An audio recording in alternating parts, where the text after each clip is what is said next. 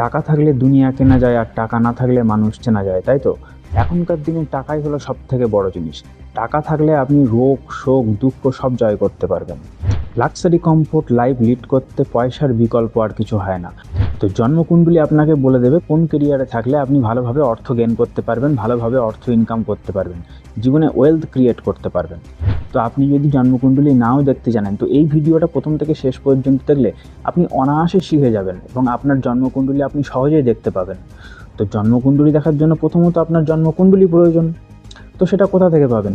এখনকার স্মার্ট যুগে আপনি ডাইরেক্ট গুগলে চলে যান, গুগলে গিয়ে ফ্রি কুণ্ডলী বলে সার্চ করুন এবং সেখানে আপনার নাম, জন্ম সময়, জন্ম তারিখ, জন্মস্থান দিয়ে সার্চ করুন, আপনার সামনে এরকম একটা কুণ্ডলী চলে আসবে। তো যদি আপনি এই কনসেপ্টটা ভালোভাবে শিখতে চান বা যদি বাড়ির অন্যান্য সদস্যদের ব্যাপারেও জানতে চান, তো তাদেরও জন্মকুণ্ডলী বার করে নিন। তো চলুন আমি ডাইরেক্ট স্ক্রিনে গিয়ে বুঝিয়ে বলছি। দেখুন, জন্মকুণ্ডলীতে 1, 2, 3, 4 এই করে আপনার 12টা হাউস রয়েছে। প্রত্যেকটা হাউস অ্যান্টি ক্লকওয়াইজ কিন্তু থাকে, ঠিক আছে? আমি যখন গুনবো তখন অ্যান্টি ক্লকওয়াইজ গুনবো। আর এই যে হাউসগুলোর নাম্বার কিন্তু লেখা থাকে না, এগুলো রোমান হরফে আমি দেখিয়েছি, এই হাউসগুলো কিন্তু লেখা থাকে না। আপনাকে জানতে হবে এটা 1 নম্বর হাউস, 1-এর পরে এটা 2, এটা 3, এটা 4, এটা 5, এটা 6, এইভাবে, ঠিক আছে? হাউসের জায়গায় আপনাদের রাশির নাম্বার লেখা থাকতে পারে, 7 লেখা থাকতে পারে।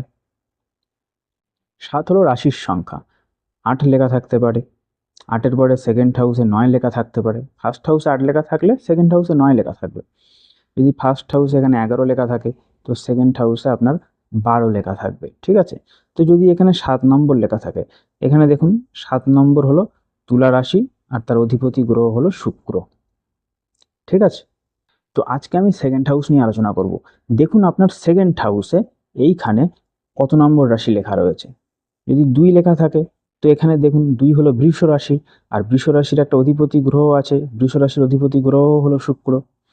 যদি আপনাদের এখানে 4 লেখা থাকে, তো 4 নম্বর রাশি কোনটা? এখানে দেখুন 4 নম্বর রাশি হলো কর্কট রাশি, কর্কট রাশির অধিপতি গ্রহ হলো চন্দ্র।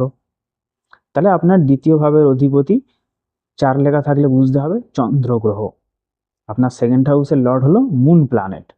যদি এখানে 7 লেখা থাকে, তাহলে আপনার সেকেন্ড হাউসের লর্ড হবে কে? শুক্র গ্রহ, ভেনাস প্ল্যানেট। যদি এখানে 11 লেখা থাকে, তাহলে আপনার সেকেন্ড হাউসের লর্ড হবে 11 নম্বর রাশির অধিপতি কুম্ভ রাশি, কুম্ভ রাশির অধিপতি শনি, স্যাটার্ন প্ল্যানেট। যদি আপনার 9 লেখা থাকে বা 12 লেখা থাকে, তাহলে 9 বা 12 লেখা থাকলে কি হবে? দেখুন 9 হলো ধনু রাশি, বৃহস্পতি প্ল্যানেট হবে আপনার তখন সেকেন্ড হাউস লর্ড, ঠিক আছে? এইবার বৃহস্পতি বা শনি বা শুক্র বা চন্দ্র বা সূর্য যে কেউ আপনার সেকেন্ড হাউসে লর্ড হতে পারে, এবং সে যে সেকেন্ড হাউসে বসে থাকবে এরকম তো কোনো কথা নেই। সেই 12টা ঘরের মধ্যে যে কোনো ঘরে বসে থাকতে পারে।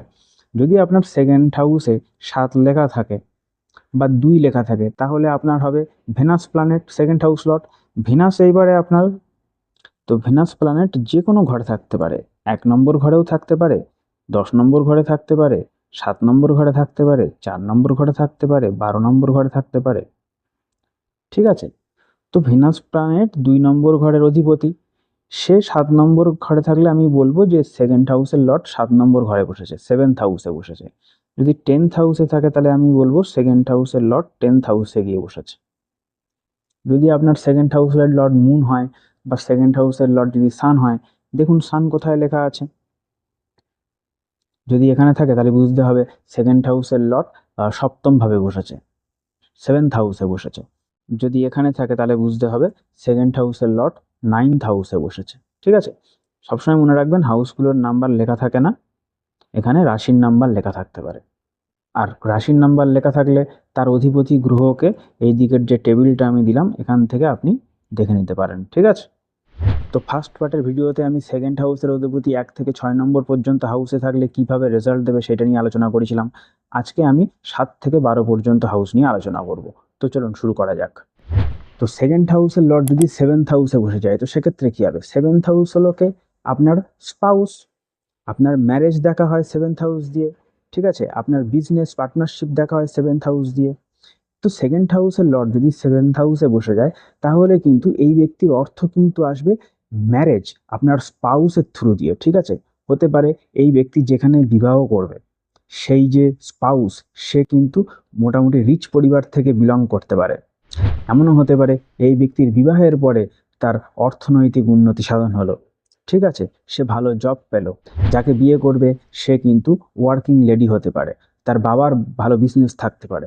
এমনও হতে পারে যে এই ব্যক্তির পার্টনারই কিন্তু বিজনেস পার্টনারই কিন্তু তার লাইফ পার্টনার হতে পারে।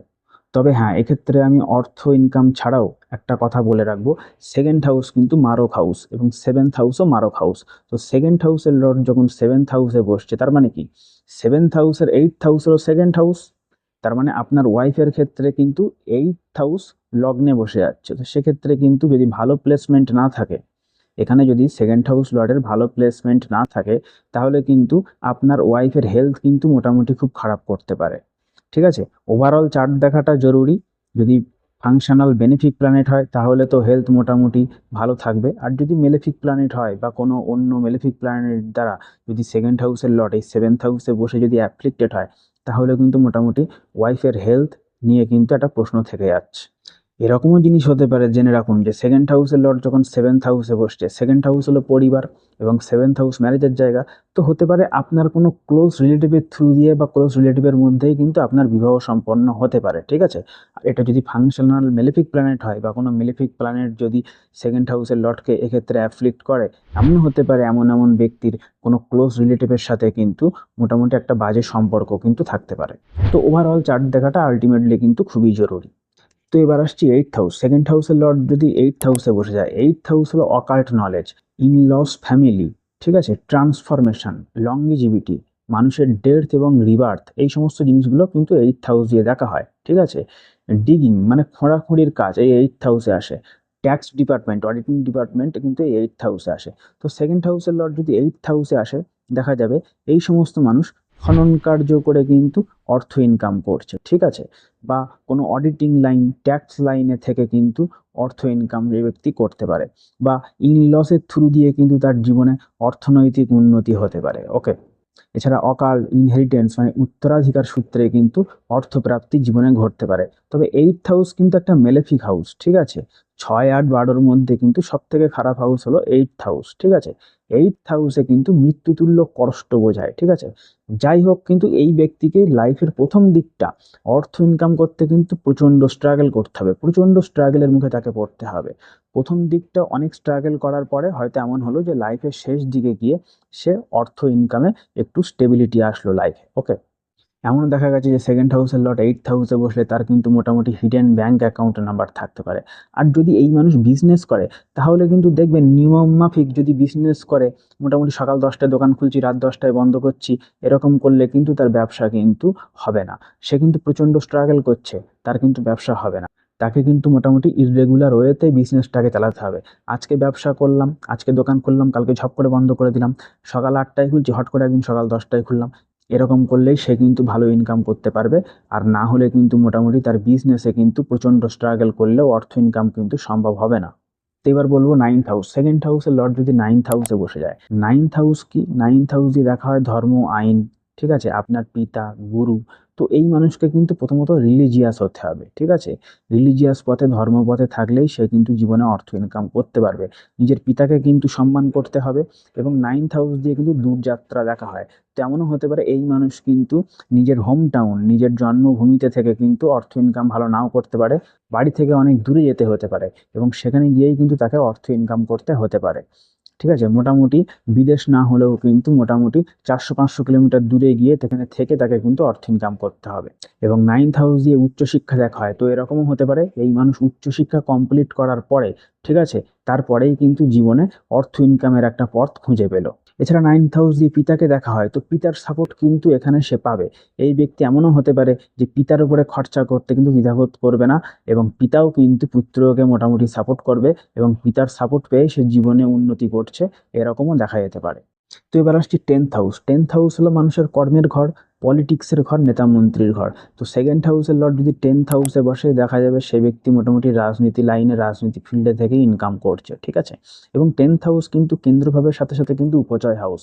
তো সেকেন্ড হাউসের লর্ড যদি টেন্থ হাউসে বসে, এই ব্যক্তির কিন্তু মোটামুটি অর্থ রোজগারের পথটা কিন্তু প্রশস্ত হয় মোটামুটি 30 বছরের পরে।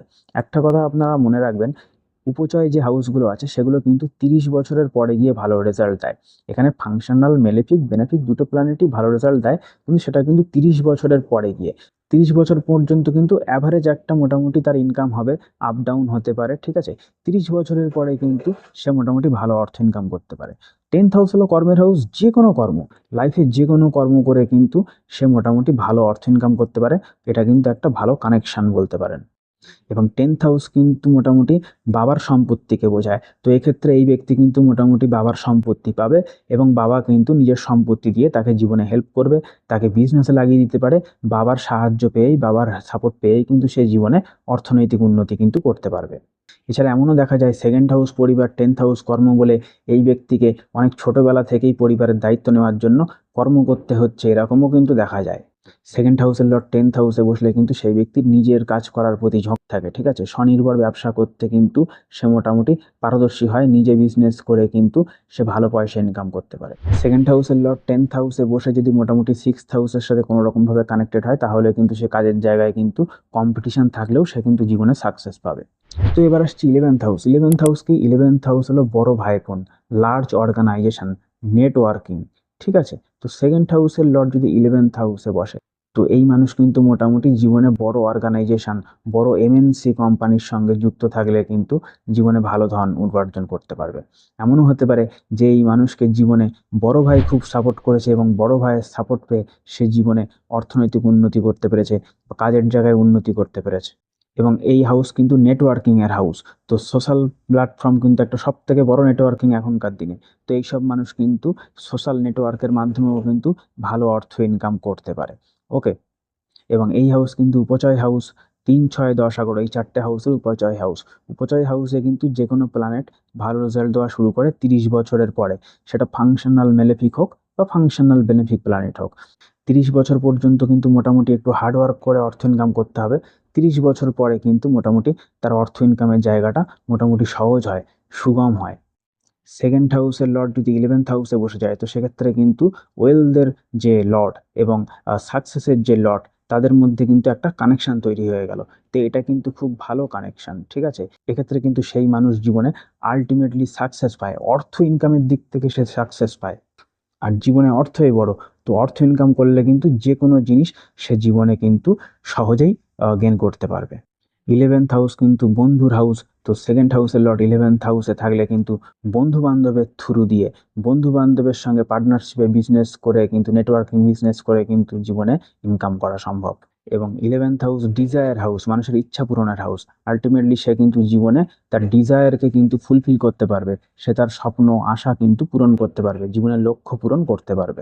জন্মকুষ্ঠিতে যেমন আছে সেরকমভাবে যদি আপনারা চলতে পারেন, তাহলে কিন্তু মোটামুটি আপনার জীবনে অর্থ ইনকামের পথটা না একদম সোজা হয়ে যাবে। তো এবার আসছি 12th হাউস। 12th হাউস কিন্তু হসপিটালের হাউস, আমাদের বেড প্রেসারের হাউস, ব্যয়ের হাউস। তো 2nd হাউসের লর্ড যদি 12th হাউসে বসে যায়, তাহলে কিন্তু তাকে মোটামুটি ব্যয় করতে হবে। যত ব্যয় করবে তার জীবনে কিন্তু তত আয় হবে, ঠিক আছে। তো এটা কিন্তু একটা খুব ভালো কানেকশন না। তবে এইসব মানুষের কিন্তু হসপিটালে মোটামুটি একটু ডোনেট করা উচিত সময় সুযোগ পেলেই। তো সেক্ষেত্রে দেখবেন এই মানুষের যে অর্থ রিলেটেড যে প্রবলেমগুলো লাইফে থাকে, সেগুলো কিন্তু মোটামুটি ঠিক হয়ে যায়। 12th হাউস দিয়ে ফরেনকেও বোঝানো হয়। তো এই সমস্ত ব্যক্তি কিন্তু ফরেনে গিয়ে কিন্তু ইনকাম করতে পারে, বা ফরেন রিলেটেড কোনো মাল্টিন্যাশনাল কোম্পানির সঙ্গে যুক্ত থেকেও কিন্তু জীবনে অর্থ ইনকাম করতে পারে। 2nd হাউসের লর্ড যদি 12th হাউসে খুব বাজেভাবে থাকে, এবং যদি অন্য মেলেফিক প্ল্যানেটের দ্বারা যদি অ্যাফ্লিক্টেড হয়, বা 2nd হাউস লর্ড যদি মেলেফিক হয়, তো সেক্ষেত্রে কিন্তু এই মানুষ কিন্তু মোটামুটি শয্যা সুখে কিন্তু মোটামুটি পয়সা খরচা করতে কিন্তু দ্বিধাবোধ করবে না। তবে এটা কিন্তু ভালো না, এই জিনিসটা কিন্তু মোটামুটি একটু মাইন্ডে রাখা উচিত, ঠিক আছে। ভালো কাজে মোটামুটি পয়সা খরচ করা উচিত, খারাপ কাজে করা উচিত নয়। 12th হাউসে বসে আছে মানে আপনি হসপিটালে খরচা করুন, বছরে একবার করুন, মোটামুটি একটু ফল দান করুন, আপনার দেখুন কিন্তু ব্যয়ের জায়গাটা কিন্তু যেটা প্রশস্ত হচ্ছিল সেটা কিন্তু মোটামুটি কনসিস্ট হয়ে আসবে, অনেক কমে যাবে, এবং অর্থ ইনকামের পথ কিন্তু মোটামুটি বেরিয়ে আসবে। তো এই পর্যন্ত বুঝতে অসুবিধা হলে আপনারা কমেন্ট বক্সে কমেন্ট করতে পারেন, আমি উত্তর দিয়ে বুঝিয়ে দেওয়ার চেষ্টা করব। যদি ভিডিওটা ভালো লাগে একটু লাইক করে দেবেন, চ্যানেলটাকে সাবস্ক্রাইব করে দেবেন।